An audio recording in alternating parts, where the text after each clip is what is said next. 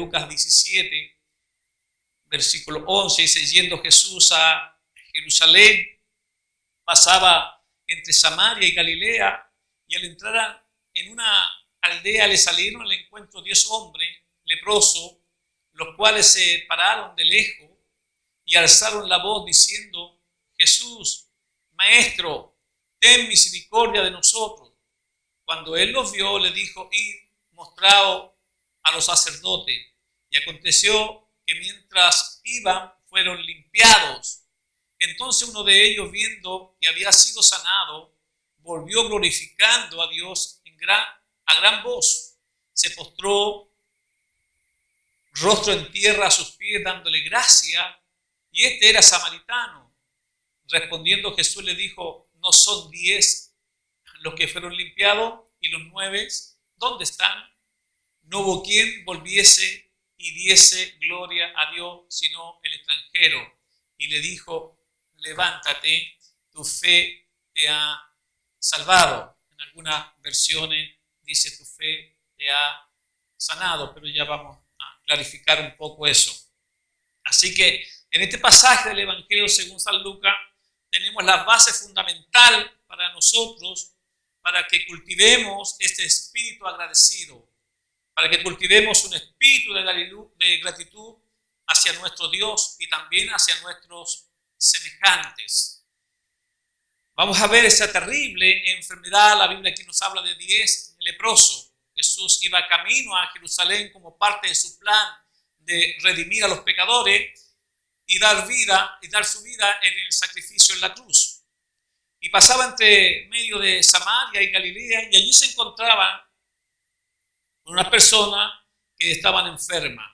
Lo primero que nos llama la atención, el hecho de la terrible enfermedad que padecían estos 10 hombres. Según Lucas, ellos padecían la lepra, que es una enfermedad solamente contagiosa y terrible.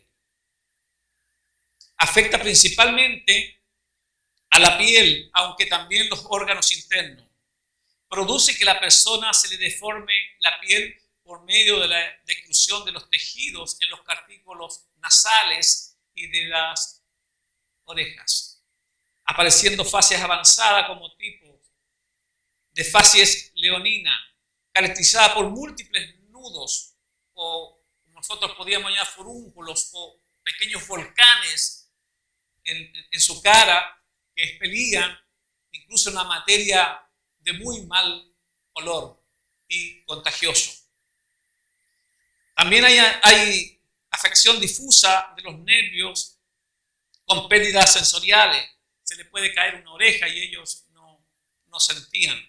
Su cuerpo ha comenzado a podrirse y expele el mal olor, y esta condición podría durar de 5 a 20 años. En el libro de Levítico, en los capítulos 13 y 14, nosotros encontramos un amplio detalle acerca de las mismas y cómo deben ser tratadas esas personas. El sacerdote, como una de sus funciones, tenía la responsabilidad de evaluar la persona para determinar si tenía lepra o no. Una persona que aparecía una pequeña llaga tenía que presentarse al sacerdote. El sacerdote decía si era lepra o no. Si era lepra, tendría que apartarlo fuera de la ciudad, lejos de su familia, lejos de su trabajo. Entonces no podían ellos disfrutar ni de sus hijos, ni de su esposa, ni traer el sustento para la casa. Ellos querían estar lejos, inclusive muchas veces amordazados o encapuchados, como nosotros lo llamamos hoy día, pero ellos tenían que gritar a gran voz, soy indigno o estoy inmundo. Y nadie se podía acercar a ellos. Así que el sacerdote, como una de sus funciones, tiene la responsabilidad de evaluar a la persona para determinar si tenía lepra o no.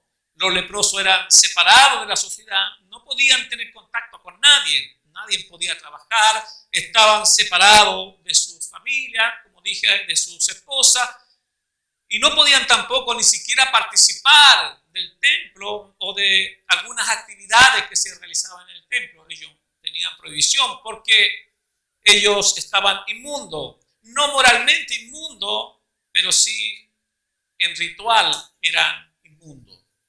Y cuando se acercaba a alguien tenían que gritar, como nos dice Levítico 13, versículo 45. Y el leproso en quien hubiere llaga llevará vestido rasgado y su cabeza descubierta y embozado pregonará: inmundo, inmundo. Todo tiempo que la llaga estuviese en él será inmundo, estará impuro y habitará solo fuera del campamento, será su morada. Eso es terrible, amados hermanos. Y aunque la palabra leproso en la Biblia se usa para referirse a diversas también enfermedades, lo cierto es que la vida de estos 10 leprosos era una vida miserable, era una vida horrible. Estaban separados de la sociedad, de su familia, sin proveerle lo necesario para su familia. Y por eso dice el versículo 12, al entrar a una aldea le salieron al encuentro 10 hombres leprosos, los cuales se pararon de lejos. Como estaba establecido en la ley, que ellos tendrían que estar lejos de la persona, no podían acercarse a la persona. Al ver Jesús, ellos alzaron la voz, ellos gritaron. Me imagino la desesperación de ellos, que de lejos tenían que gritar y que la persona les pudiese oír. Así que al ver ellos alzar la voz, gritaron, me imagino, con desesperación. Y aunque Lucas no dice que le pedían a Jesús con esas palabras, pero todos estaríamos de acuerdo que ellos estaban pidiendo misericordia o estaban pidiendo la sanidad. Gloria al Señor. Límpianos de esta terrible enfermedad, quizás le estaban diciendo, sácanos de esta miseria, sánanos. La misericordia de Dios es dirigida a los que están en miseria, amados hermanos.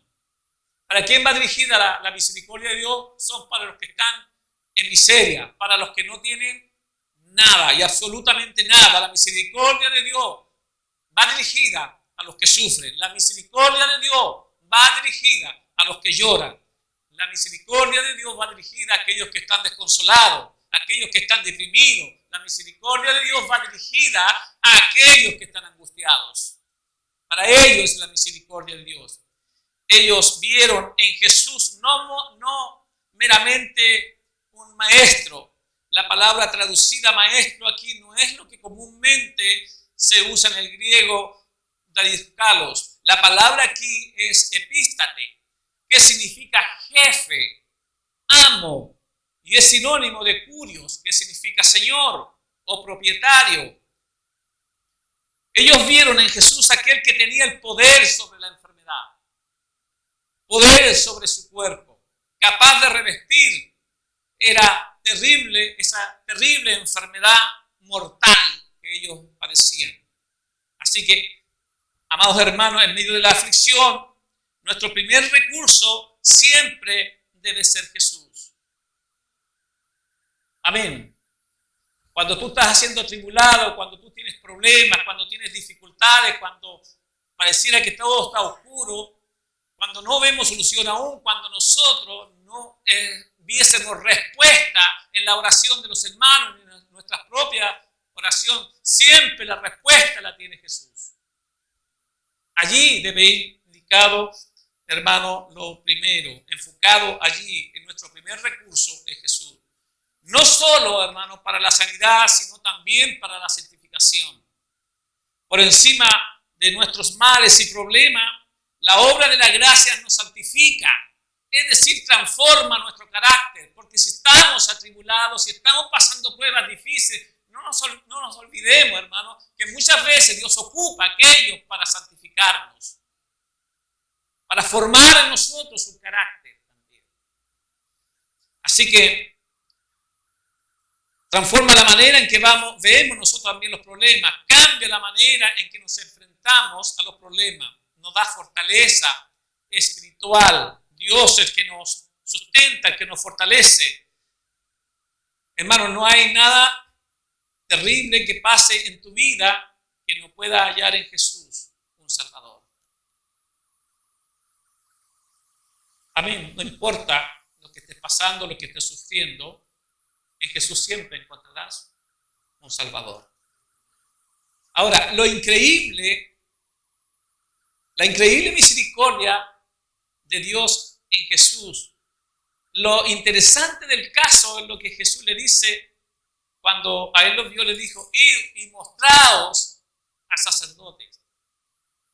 Si ustedes podrán recordar, hermano, que por muchos años la gente buscaba en que cuando estaba enfermo viniese el pastor o un grupo de líderes y pusiera sus manos, y algunos más místicos caían al suelo y esperando que los pastores en alguna operación o los hermanos con algún don de sanidad pudiesen abrirle su cuerpo y poderlo curar de su enfermedad.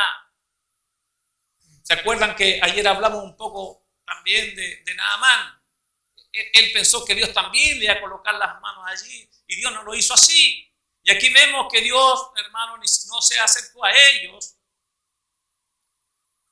Dios no tocó su mano en su enfermedad, no le puso ninguna unción sobre su cabeza, ni derramó ni agua, ni aceite, como comúnmente se hacía en las iglesias en el pasado. Solamente, y esto noten bien, hermano, que lo primero que les dijo que se fueran y se mostraran al sacerdote. Eso es lo que Jesús quería de ellos, es la obediencia a su palabra.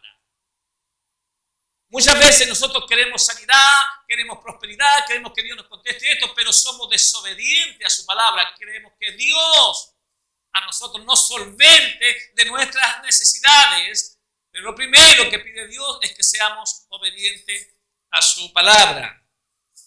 Fíjate que Jesús no ora por ellos, Jesús no le pone algo sobre su piel. Nadie tiene el derecho de cuestionar a Dios por lo que Él hace. Como decía nuestro hermano, Dios es soberano y Él hace como le place.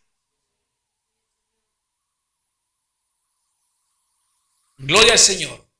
Y muchas veces va a sanar y muchas veces no va a sanar. Y si Dios sanó a este, ¿por qué no me sana a mí? Dios hace como Él quiere. Jesús es soberano y Él hace la voluntad sobre nosotros de la manera que Él vea conveniente. Porque Jesús hizo de esa manera, quizás por varias razones, pero uno, para que ellos pongan su fe no en el medio, sino en el autor de la salvación. Y eso es importante, amado hermano en el Señor. Que debemos poner nuestra fe en el autor de la sanidad o en el autor de la salvación y no en el medio de la salvación. Para probar también su obediencia, Jesús le dice que obedezcan a su palabra. Y mostrados sacerdote les pide obediencia antes que ellos sean sanados. ¿Por qué? Para probar su fe.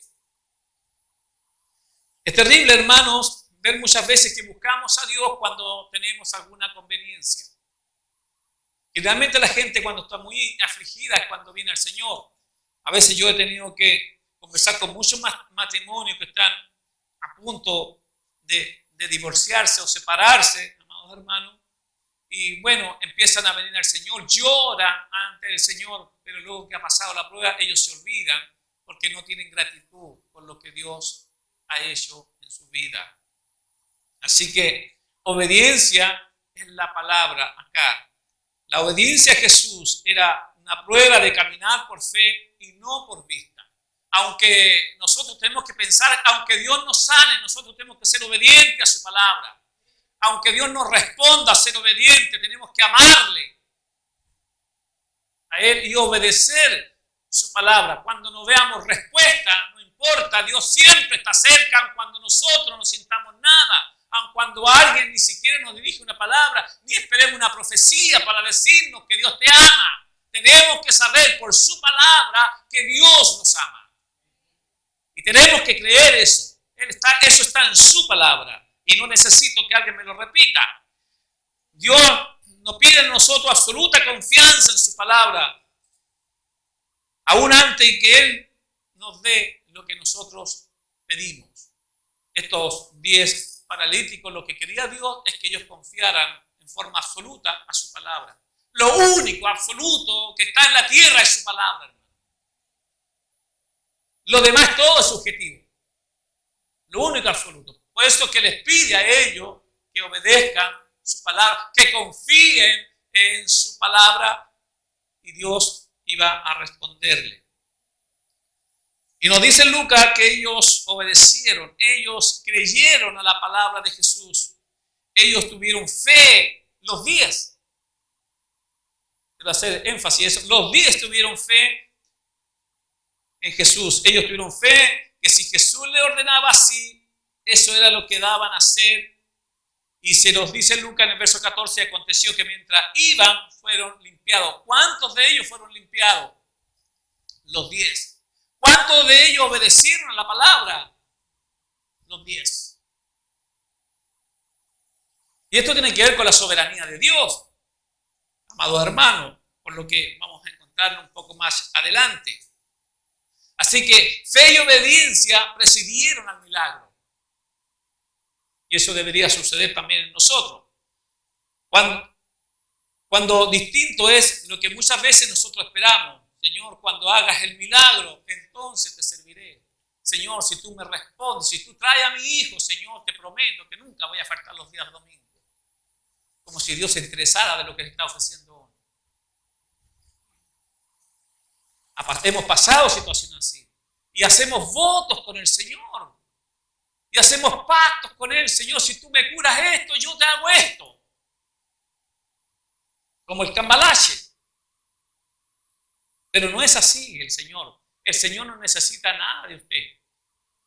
Lo único que pide es que su corazón sea contristo y esté humillado. Así que, pero Dios nos llama a confiar plenamente en Él aún antes que Él nos conceda las peticiones de nuestro corazón. Nuestra guía de obediencia no es lo que Dios hará, sino obedecer lo que Él ya ha revelado en su palabra. Por eso en Deuteronomio capítulo 29 y versículo 29 también dice: las cosas secretas pertenecen a Jehová nuestro Dios, mas las reveladas son para nosotros. Estamos hablando de su palabra, son para nosotros y para nuestros hijos, para siempre, para que cumplamos todas las palabras de esta ley, para que obedezcamos a toda su palabra. Cuán grande es increíble la misericordia de Dios. Ellos clamaron por misericordia y eso es lo que Dios por gracia les da. Dios tiene misericordia, hermanos, y Dios en su gracia infinita derrama misericordia aún muchas veces cuando no son creyentes. ¿Entendió eso? La misericordia de Dios fue derramada sobre los 10. Pero vamos a encontrarnos que solamente uno fue salvo.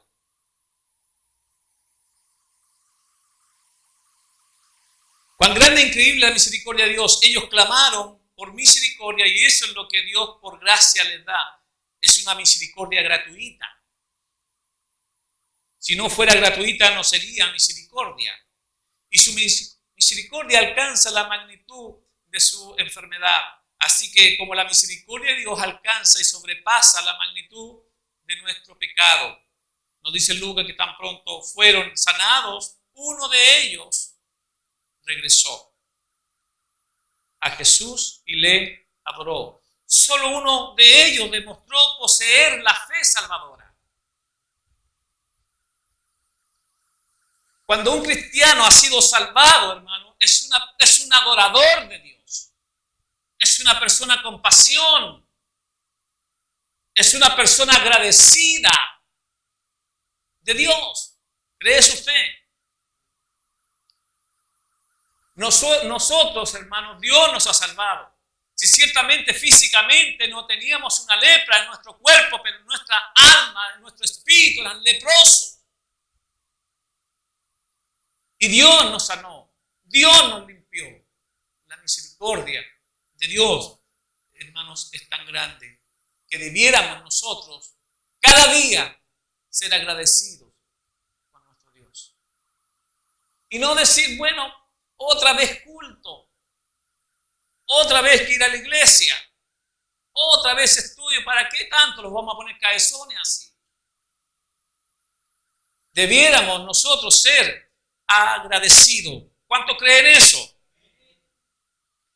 Mire, el salmista decía en el Salmo 103, bendice o adora, alma mía, a Jehová, y bendiga todo tu ser, su santo nombre. Bendice, alma mía, a Jehová, y no te olvides ninguno de sus beneficios. Cuando usted viene a adorar a Dios, tiene que venir dispuesto, hermanos, a glorificarle, a adorarle, a dedicar su tiempo, y no tiene que olvidar ninguno de los beneficios que Dios te ha dado. Dios te ha dado vida, te ha dado salud, te ha dado la salvación, te ha dado hijos, te ha dado trabajo, te ha dado tiempo. A todos nos ha dado eso el Señor. Y tenemos que venir siempre agradecidos. Él es el que perdona todas tus iniquidades, el que sana toda tu dolencia, el que rescata del hoyo tu vida, del infierno tu vida, el que te corona de favores y misericordia, el que sacia de bien tu boca de modo que te rejuvenezca como el águila. Él es el que hace la justicia. Él es el que te justifica. Él es el que te perdona. Él es el que te adopta como hijo. Él es el que te compra y te redime y paga el precio por ti. Bendice, alma mía, y no te olvides ninguno de sus beneficios.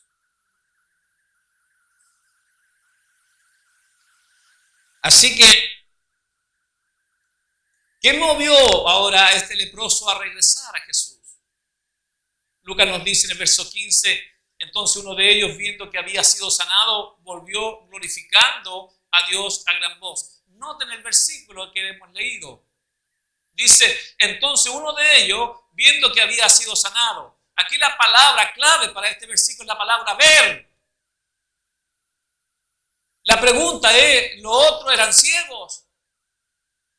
No, eran leprosos, pero no eran ciegos.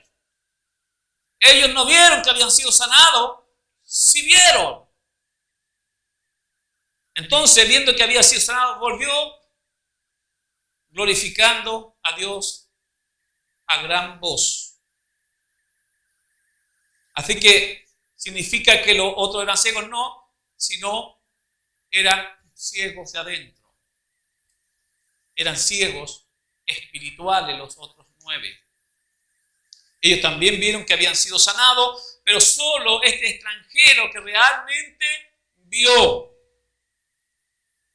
Y si usted puede notar la diferencia, ¿qué es lo que vieron ellos? Ellos vieron a un Jesús sanador, a un Jesús que les podía limpiar, que les podía sanar. Pero este ciego vio más allá de Jesús que solamente Señor, sino que también lo vio como un Salvador. Esa es la respuesta que él llegó a darle gracia a Jesús. Ellos también vieron que habían sido sanados, pero solamente el extranjero volvió. ¿Cómo sabemos por qué lo hizo? La fe salvadora se manifiesta en un corazón que adora a Dios. Amén. La fe salvadora, o sea, cuando una persona realmente ha sido salvado, es un cristiano genuino, hermano, es una persona apasionada por Dios, por las cosas de Dios. Este leproso, al ver la increíble misericordia que Dios había tenido con él, podía sino adorar a Dios y vino glorificando a Dios a gran voz. Todo aquello que Dios salva se convierten en verdaderos adoradores. No vamos a cuestionar a nadie quién es salvo, quién no es salvo, pero me cuesta creer mucho que una persona salva sea tan floja para asistir a la iglesia, sea tan floja para orar, sea tan floja para leer su palabra. No puedo entender eso, no voy a juzgar si es o no lo es. Pero toda persona que demuestra una fe salvadora es una persona que adora a Dios. Los verdaderos adoradores son los que le adoran en espíritu y en verdad. Así que el verso 8 dice, no hubo quien volviese y diese gloria a Dios, sino este extranjero, Jesús dice que el Padre viene a buscar verdaderos adoradores, como lo ve en Juan 4:23. Mas la hora viene y ahora es cuando los verdaderos adorarán al Padre en espíritu y en verdad, porque también el Padre tales adoradores busca que le adoren. Y nosotros podíamos entender qué significa esto, que el adorador agradecido tiene que venir a adorar a Dios en espíritu y en verdad. Los exégetas llegan a la conclusión que adorar en el espíritu es poner toda la pasión de nuestro ser, pero controlado por la verdad que es su palabra. Hace poco conversaba con un pastor que me estaba invitando a su iglesia, y él ha escuchado algunas predicaciones por internet de las que hacemos nosotros. Y me invitaba, y ellos pertenecen a otro tipo de corriente apostólica. Yo le decía, pastor, si usted me invita allá, tiene que saber que no predican lo que usted enseña. Y no podía estar predicando algo que ustedes estén conformes o lo que ustedes quieren oír. Usted ya me conoce, si no, si lo he escuchado, me dijo. Quiero que venga y nos predique lo que ustedes predican, lo que usted predica. No quiero limitarlo a nada. Lo que pasa con nosotros es que tenemos muchas emociones y muchas pasiones, pero están descontroladas. La gente sirve a Dios emocionalmente, pero sin palabra, sin obedecer a su palabra. Por tanto, le dije yo, estamos hablando entonces en el mismo idioma. O sea, servir a Dios, adorarle a Dios con mucha pasión, pero controlado, sujeto a su palabra. Adorarle en espíritu es ponerle mucha pasión al Señor. Amén. Sujetos a su palabra, como le dijo el Señor, que obedezcan a su palabra. Que el Señor nos bendiga mucho, hermano. Jonathan Edwards dijo, es el famoso predicador del siglo XIX estadounidense, uno de los más apasionados en la entrega del mensaje, dijo, yo debo pensar que es mi deber elevar los afectos o las emociones de mis oyentes tan alto como sea posible, con tal que sean afectados únicamente por la verdad. Es interesante lo que él dice. Es mi deber elevar los afectos o elevar las emociones de sus oyentes. Es su deber. Es un deber lo que él dice de un predicador. Trabajar con las emociones también de sus oyentes. Pero dice, tan alto como sea posible, con tal que sean afectados por la palabra de la verdad. No tiene que haber otra razón para eso. Así que nada más que la verdad, dice Jonathan Edwards, puede influir adecuadamente las emociones de manera que traiga gloria a Dios. La verdad de Dios, por ser de valor infinito, es digna de infinita pasión. Amén. La verdad de Dios, las Escrituras, su palabra, hermanos, por ser la verdad de Dios, también significa una infinita pasión por ellas. Deberíamos ser afectados emocionalmente por su palabra. Que el Señor nos ayude. Así que, segundo, la fe salvadora se manifiesta en una vida de agradecimiento. Ya vimos, hermanos, que la fe salvadora se manifiesta en un corazón que adora a Dios. La fe salvadora se manifiesta en una vida de agradecimiento a Dios. Versículo 16, y se postró rostro en tierra a sus pies, dándole gracias. ¿No fueron sanados los otros 9? Sí, fueron sanados. ¿No recibieron de parte de Dios la misericordia? Sí, porque fueron sanados. ¿Por qué no vinieron a Jesús y darle gracia? La Biblia no nos dice de eso, pero tal vez ellos entendieron que era demasiado tiempo, que ya habían pagado todo, por tanto merecían ahora, eran merecedores de esa misericordia. Hermanos, las misericordias no las merecemos nosotros, ni las merece nadie. Las misericordias son, como decía nuestro hermano, para que Dios quiere dársela. No es para el que corre, sino para que Dios tiene misericordia. Es de Dios la misericordia. Así que, en cambio, el extranjero vio su sanidad, vio que lo que había sido sanado, comprendió lo que Dios había hecho en su vida, lo había sanado de una enfermedad terrible, y al verse sanado no podían hacer otra cosa que darle gracia a nuestro Dios por lo que Dios hizo en su vida. La fe salvadora se manifiesta en una actitud de agradecimiento a Dios por su misericordia. Por eso Jesús le dice en el versículo 19, le dijo, levántate, vete, tu fe te ha salvado. Amados hermanos, y si usted pregunta, la fe de los otros, ¿no les sanó? ¿Tuvieron fe los otros 9? Sí, fueron sanados. La Biblia de las Américas dice, tu fe te ha sanado. La Nueva Versión Internacional también dice lo mismo, pero Casiodoro de Reina traduce esta palabra como salvado. Y no es que lo otro esté mal en su apreciación, sino que lo pone aparte acá como salvado, sino que está dando el realce, hermano, acerca de la salvación.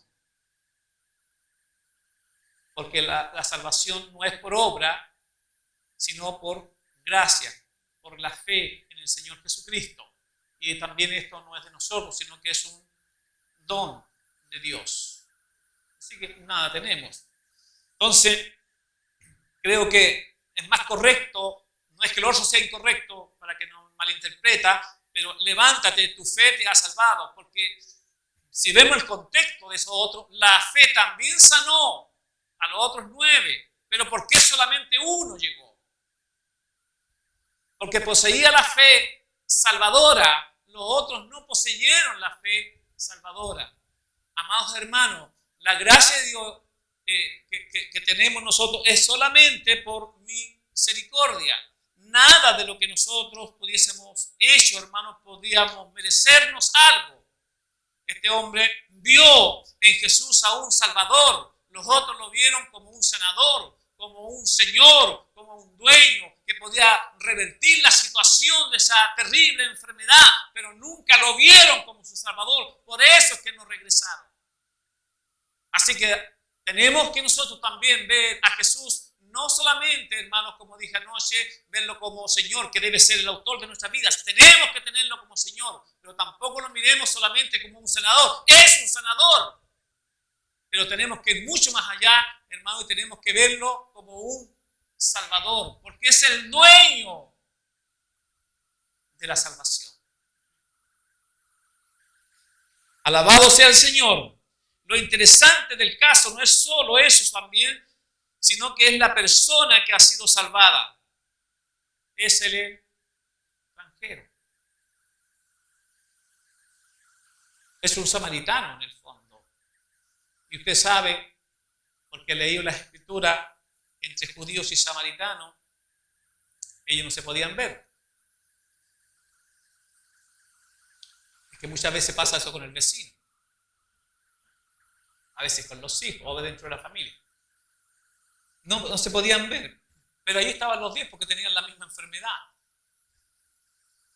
Pero solamente uno de ellos fue el agradecido, fue el extranjero, el samaritano. Los otros 9 eran judíos.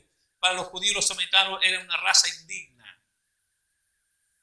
En cambio fue un samaritano y no un judío quien fue salvo. Hermano, Dios no tiene razas privilegiadas. Dios no hace excepción de personas. Él es misericordioso con todos. Él es compasivo con los que sufren. Él es compasivo con lo que menospreciado de la sociedad, con los pobres de espíritus, los ciegos, los enfermos. Para toda clase de personas y razas llegó el Evangelio de Cristo, no solo para los ricos y poderosos, no solo para los inteligentes, los que visten bien, los que en la sociedad son considerados buenas personas, los hijos buenos o las hijitas buenas. El Evangelio viene para todos, porque todos estamos en la misma condición. Somos pecadores y estamos destituidos de la gloria de Dios. Estamos separados de Dios bajo su ira de maldición. Pero más gracias damos al Señor Jesucristo, que nos rescató, como dijo el salmista, del pozo de la desesperación y nos ha sentado en lugares celestiales, como dice Pablo en el libro de los Efesios. Así que, ¿cuál es la causa del agradecimiento a Dios y a Jesús de este samaritano? Al ver que solo la misericordia de Dios le había sanado, él se vio indigno de recibir esa gracia. Los otros 9 consideran que se la merecía. Amén. Y este se consideró indigno. Por eso es que llegó postrado en tierra. Reconoció que lo que había recibido no se lo había ganado y que era indigno incluso que se lo diera. Y adoró a Dios. Dios no tenía la obligación de sanarle. Muchos eran leprosos y nunca fueron sanados, pero Dios mostró su misericordia con él y lo sanó. Los otros pensaban que se merecían, pero él, por la gracia de Dios, vio que no es así. ¿Qué nos enseña Jesús? Nos enseña que solo en proporción, como uno ve la inmerecida misericordia de Dios sobre nosotros y en nuestro sentido de agradecimiento a Dios. Cuando nosotros hemos recibido esa gracia, hermano, debemos venir a la iglesia con gratitud. Bendice, alma mía, a Jehová. Amén. Y no te olvides, y quiero escucharlo fuerte yo. Y no te olvides, ¿has recibido beneficios de Él? No te olvides de eso. Yo sé de dónde me sacó Dios.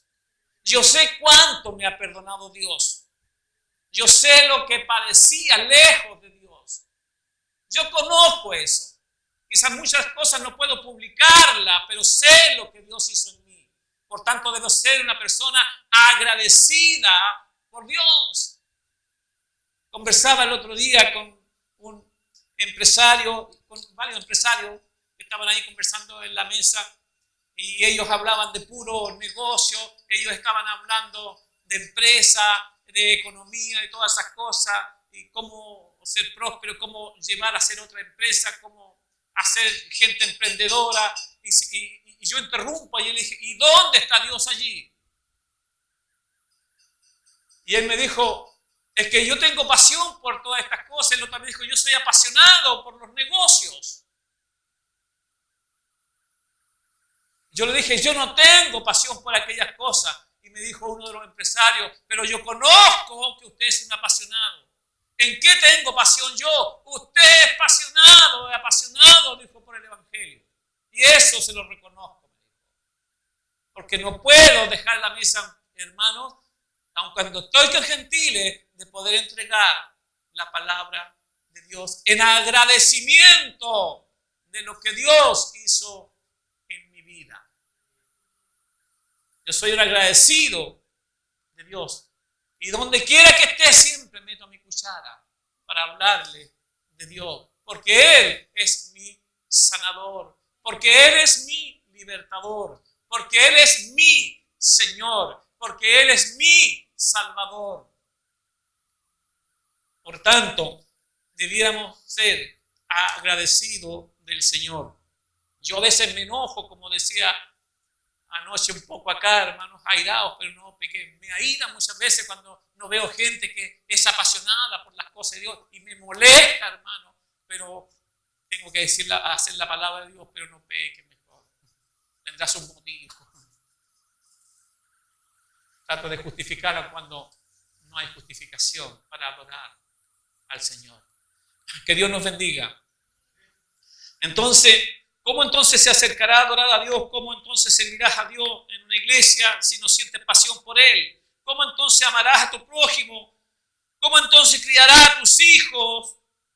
¿Cómo entonces caminarás todos los días de tu vida si no sientes gratitud por Dios? Así que le daremos gracias a Dios, hermano, por nuestras acciones, por nuestra boca. Debemos darle gracias a nuestro Señor. Medita por un momento cuán agradecido de Dios estás o estoy. Y si estoy, ¿cómo debo traducir en mi forma de vida, en mi adoración, en mi servicio, en la iglesia, en el servicio al prójimo, en mi anhelo por aprender acerca de Dios, en mi obediencia a su palabra? A veces es entendible, hermanos, esto a veces me da mucha frustración poder citar muchas veces a los hermanos a compartir un seminario de las cosas del Señor y que no lleguen. Y que los que menos llega, hermano, es a la oración y a los estudios. Al menos en Santiago hablo esto. La gente no está interesada por eso. Hablar de estudio bíblico o hablar de oraciones como un atentado terrorista. El Señor nos ayude, no solamente ser apasionados por los cánticos, debemos ser apasionados por los cánticos, no solamente apasionados por la música, no solamente apasionados por la convivencia, que son necesarias muchas veces en compartir los hermanos, en alguna comida, en algún refrigerio o en algún paseo, también es bueno, no ser apasionados por eso, sino ser apasionados cuando tenemos cultos de oración, cuando tenemos estudios de la palabra del Señor. Toda nuestra vida debe ser una pasión, porque solamente un adorador es apasionado y es necesario que los que tienen pasión estén sujetos a su palabra. El que le adora tiene que adorarle en espíritu y verdad. Ese es un verdadero creyente y esto es lo que hizo esta persona, este que fue sanado, este leproso, que Dios le haya salvado. Así que, amados hermanos, Dios nos ha colmado de bendiciones todos los días de nuestra vida. Nos ha dado esposa, hijos, como dije anteriormente, trabajo. Debíamos estar siempre agradecidos de Dios. Aun cuando no tengamos todas las necesidades que puedan cubrir, o nuestras necesidades, pero debemos ser agradecidos por Dios. Quiera Dios que cada uno de nosotros medite en la horrible enfermedad del pecado. Esta sí que huele. El Señor nos bendiga. Quiero terminar con esto. Hace un tiempo atrás, unos hermanos que se fueron de la iglesia porque estaban en disciplina, y se fueron a otra iglesia, y estos hermanos hablaron con el ministro de esa iglesia para traer a otros hermanos de la iglesia y llevárselos para allá. Me informaron y me presenté cuando el pastor estaba en la casa de estos hermanos. Yo le dije, pastor, ¿y qué hace usted acá? Si este hogar no son miembros de su congregación. No, me dijeron que esta hermanita, me dijeron que estos hermanos no están caminando en ningún lado, que entonces teníamos que restaurarlo. No, si ellos vienen de la iglesia conmigo. Y esta hermanita le dije era miembro de la iglesia y le dije yo, y por ponerla en disciplina, se fue para su iglesia. Entonces la hermana gritó, no estoy en pecado, dijo la hermana. Entonces me dijo el pastor, ¿sabe, pastor? El pecado es hediondo. es fétido. Y la hermana ya lo ha enterrado. ¿Sabe por qué se sepultan los muertos? Porque son hediondos. Y ha sepultado los pecados. Dije yo, el problema está en que ese pecado todavía está afuera y nunca ha sido sepultado. Por eso es que la hediondez no se pasa. Dios nos bendiga. Después me agradeció porque la hermana insistió en su pecado. Amados hermanos, el pecado es hediondo. Es una enfermedad terrible. Te hace perder la visión. Te hace perder los oídos. Te hace perder los cartílagos. Y todo tu cuerpo se está desmoronando. Toda tu vida al infierno porque el pecado es así. Mas damos gracias a Dios que dio su vida por nosotros. Y nos amó no viendo nada en nosotros, sino solamente por la misericordia. Si Dios hubiese aplicado su justicia, hermano, no estaríamos acá. Porque lo que merecíamos ya estaba sentenciado. Por cuanto todos pecaron, están destituidos de la gloria de Dios. Ahora, la misericordia y la justicia de Cristo fue para nosotros, como Él ya nos escogió desde antes que el mundo fuese, para predestinarnos para esta salvación. ¿Qué es lo que vio en mí? Yo creo que nada. ¿Qué es lo que vio en usted? Nada. Solamente por gracia somos salvados. Solamente por gracia. Que Dios les bendiga mucho. Un abrazo fuerte, hermanos. Y arriba el ánimo. Y sea un agradecido.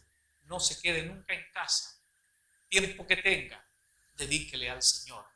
No se quede en la casa cuando haya cultos, cuando haya estudios, cuando haya oración en la iglesia. Todo lo que convoque, hermano, a adorar a Dios, hágalo.